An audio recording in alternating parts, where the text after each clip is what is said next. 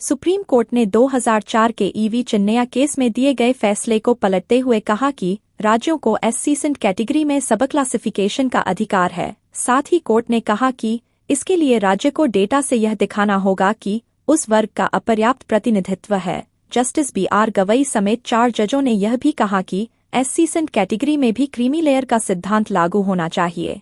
मौजूदा समय में क्रीमी लेयर का सिद्धांत सिर्फ ओबीसी में लागू है। जस्टिस पंकज मित्तल ने भी ऐसा ही मत दिया और कहा कि रिजर्वेशन एक जनरेशन तक सीमित होना चाहिए। अगर पहली जनरेशन रिजर्वेशन पाकर आगे की ओर जाती है तो दूसरी जनरेशन को रिजर्वेशन का फायदा नहीं मिलना चाहिए। 7 जजों की बेंच ने 6 से 1 के बहुमत से फैसला सुनाया। जस्टिस बेला एम त्रिवेदी का फैसला अलग था। बताते चलें कि कोर्ट ने अब कहा है कि राज्यों को इस बात की शक्ति है कि वह अपर्याप्त प्रतिनिधित्व का डेटा देखकर सब क्लासिफिकेशन को रिजर्वेशन दे सकता है। यह फैसला आने वाले दिनों में नज़ीर बनेगा। अब एससीसेंट कैटेगरी में सबग्रुप बनाने के मामले में सरकार बहुत फूंक कर कदम उठाएगी। यह मुद्दा ऐसे समय आया है जब देश में जातिगत जनगणना को लेकर बहस चल रही है। ऐसे में सरकार आरक्षण या जाति से जुड़े किसी मसले में बहुत सावधानी रखेगी।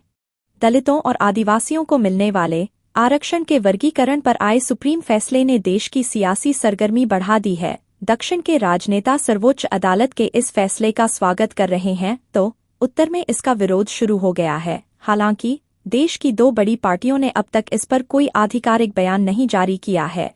सुप्रीम कोर्ट के इस फैसले का 3 मुख्यमंत्रियों ने समर्थन किया है, जबकि बाकी के मुख्यमंत्री अब तक इस मामले में चुप्पी साधे हुए हैं। तमिलनाडु सरकार ने सुप्रीम कोर्ट के इस फैसले को द्रविड़ मॉडल को मंजूरी बताया है। मुख्यमंत्री MK स्टालिन ने कहा है कि हम पहले से इस तरह की मांग करते रहे हैं। मेरे पिता करुणानिधि ने राज्य के अरुणथथियार समुदाय के लिए 3% आंतरिक आरक्षण की व्यवस्था की थी।